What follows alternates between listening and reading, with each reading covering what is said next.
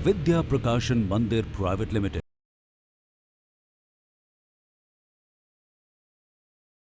बच्चों, हमें हर दिन अपने छोटे बड़े कामों को ठीक से करने के लिए किस चीज की जरूरत होती है? मेहनत की। किसी काम में मेहनत ज्यादा लगती है, किसी में कम, पर मेहनत तो करनी ही होती है, करनी भी चाहिए। जो लोग आलसी होते हैं, मेहनत करने से घबराते हैं, वो कभी भी किसी काम को ठीक से कर नहीं सकते। उन्हें अपने कामों के लिए भी दूसरों पर निर्भर रहना पड़ता है। तो आज मैं चित्रा बंसल, आपकी हिंदी की टीचर, आपकी हिंदी की पुस्तक उल्लास की एक ऐसी कहानी आपको पढ़ाने जा रही हूँ जिसमें आपको पता चलेगा कि मेहनत करने वाला व्यक्ति कठिन से कठिन परिस्थिति का भी सामना कर सकता है और अपनी मेहनत के बल पर वो सफलता हासिल कर सकता है। पाठ का नाम है उद्यमी लड़का। उद्यमी मतलब मेहनती, परिश्रम करने वाला। चलिए पढ़ते हैं और मेरे साथ साथ बोल बोल कर एक एक शब्द पढ़ना है आपने। ईश्वर चंद्र विद्यासागर एक महान व्यक्ति थे। आपने सुना है ईश्वर चंद्र विद्यासागर का नाम? वे एक समाज सुधारक थे। समाज सुधारक मतलब समाज में सुधार लाने वाले, समाज की कमियों को, बुराइयों को दूर करने में योगदान देने वाले। तो ईश्वर चंद्र विद्यासागर एक महान व्यक्ति थे। वे बहुत बड़े विद्वान थे। एक बार वे बंगाल के बर्दवान जिले में घूम रहे थे। रास्ते में उनके सामने एक लड़का आकर खड़ा हो गया। उसने एक पैसा मांगा। विद्यासागर जी ने उस लड़के को ध्यान पूर्वक देखा। ध्यान पूर्वक मतलब ध्यान से देखा। वह दुबला पतला था।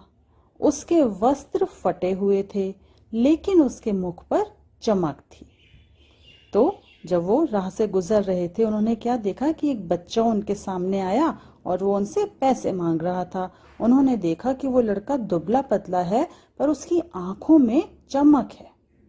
विद्यासागर जी ने उस लड़के से कहा, यदि मैं तुम्हें एक पैसा दे दूंगा तो तुम फिर दूसरों से मांगोगे, इसलिए मैं तुम्हें 4 पैसे देना चाहता हूँ। तुम उन 4 पैसों से कोई व्यवसाय कर सकते हो। व्यवसाय मतलब कोई काम शुरू कर सकते हो, व्यापार शुरू कर सकते हो। यह सुनकर लड़का बोला, श्रीमान, आप मेरे साथ मजाक कर रहे हैं? विद्यासागर जी शांति पूर्वक बोले, बालक, मैं मजाक नहीं कर रहा हूँ। तुम मुझे बताओ कि उन पैसों से क्या करोगे?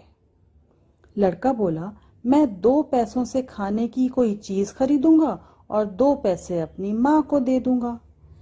विद्यासागर जी ने फिर पूछा, यदि मैं तुम्हें 2 आने दूं तो तुम उन्हें कैसे व्यय करोगे?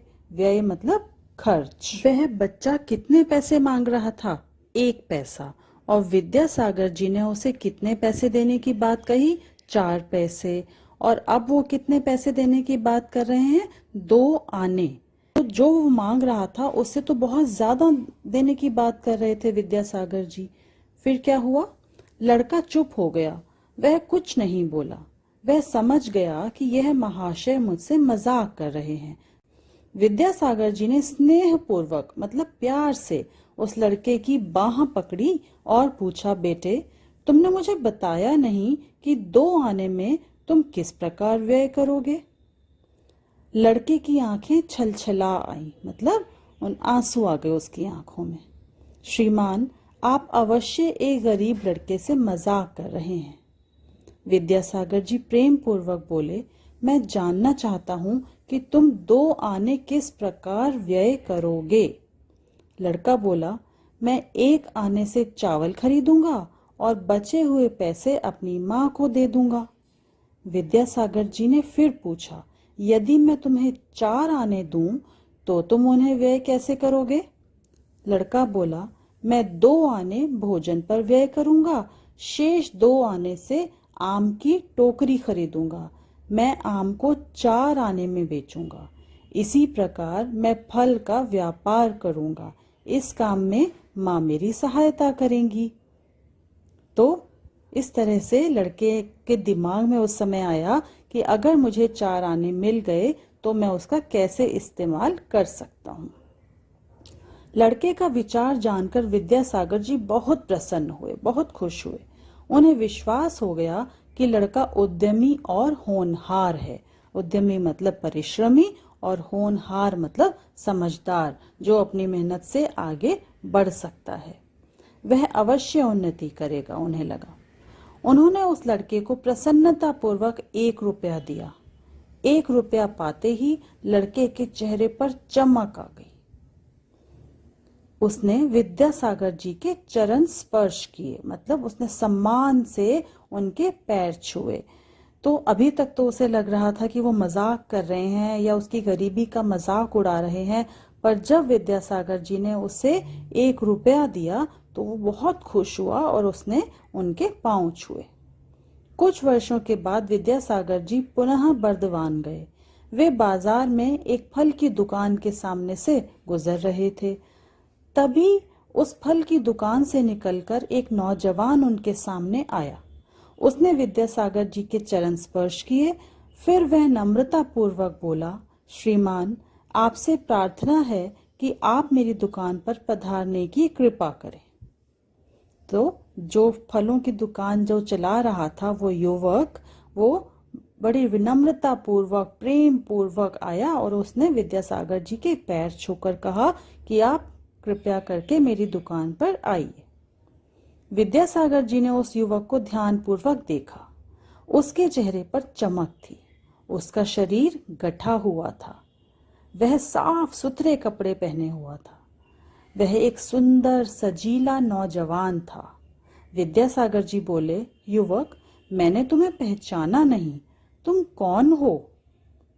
युवक की आंखें भर आई, मतलब उसकी आंखों में फिर से आंसू आ गए, उनके प्रति सम्मान के आंसू, और वो सब बातें उसे याद आ गई कि यही व्यक्ति थे जिन्होंने मेरी मदद की थी और जिनकी वजह से आज मैं इस जगह पर खड़ा हूँ, इस मुकाम पर पहुंच सका हूँ। वह बोला, श्रीमान, आज से 10 वर्ष पूर्व आपने मेरी बड़ी सहायता की थी। आपने मुझे 1 रुपया दिया था। उस 1 रुपये से मैंने फलों का व्यवसाय शुरू किया। धीरे धीरे मेरा व्यवसाय बढ़ता चला गया।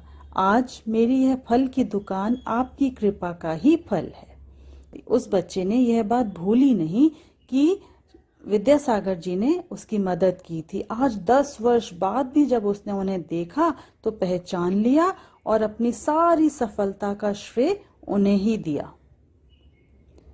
यह उसी 1 रुपये का परिणाम है। आज मैं आपकी कृपा से ही अपने पैरों पर खड़ा हूँ। अतः श्रीमान, कृपा पूर्वक आप मेरी दुकान पर चलिए। कितनी अच्छी बात है। तो वो लड़का सचमुच समझदार भी था, परिश्रमी भी था, उसको सबका आदर करना आता था। तो जो 1 रुपये से उसे मदद मिली थी और जिस समझदारी से उसने उसे खर्च किया था, उसके लिए वो उन्हें धन्यवाद देना चाहता था। इतना कहकर वह युवक विद्यासागर जी को आदर पूर्वक अपनी दुकान पर ले गया। विद्यासागर जी उस युवक की दुकान पर गए। वे वहां कुछ देर ठहरे। वे युवक की उन्नति देखकर अत्यंत प्रसन्न हुए। बहुत खुशी हुई उन्हें यह देखकर कि उस बच्चे ने, उस युवक ने उस 1 रुपये से कितना बड़ा व्यापार बना लिया। उन्होंने उस युवक को आशीर्वाद दिया और फिर वे हर्षपूर्वक यानी खुशी खुशी वहां से विदा हुए। तो इस तरह से उस बच्चे ने उस 1 रुपये का जो इस्तेमाल किया वो सचमुच समझने वाली बात है। उसने कितनी समझदारी से एक छोटा सा व्यापार शुरू किया और फिर वो व्यापार बढ़ते बढ़ते कितना बड़ा हो गया कि वो बच्चा अपने पैरों पर खड़ा था, मतलब अपना और परिवार का गुजारा कितने अच्छी तरह से कर पा रहा था। तो बच्चों, इस पाठ से हमें 2 बात सीखने को मिल रही हैं। एक तो ये कि हमें ईश्वर चंद्र विद्यासागर जी की तरह समाज को सुधारने के लिए प्रयास करना चाहिए।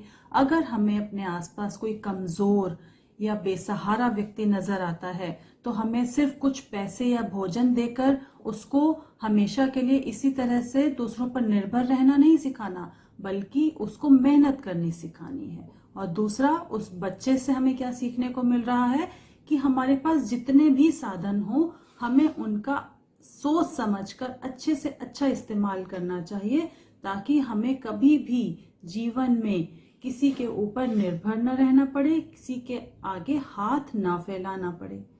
ठीक है, तो इन बातों को ध्यान रखिए। आपको जो कुछ पढ़ने को मिलता है अपनी पुस्तकों में, जो कुछ अपने बड़े लोगों से सीखने को मिलता है, उसको याद रखना है और उस पर अमल करने की कोशिश करें।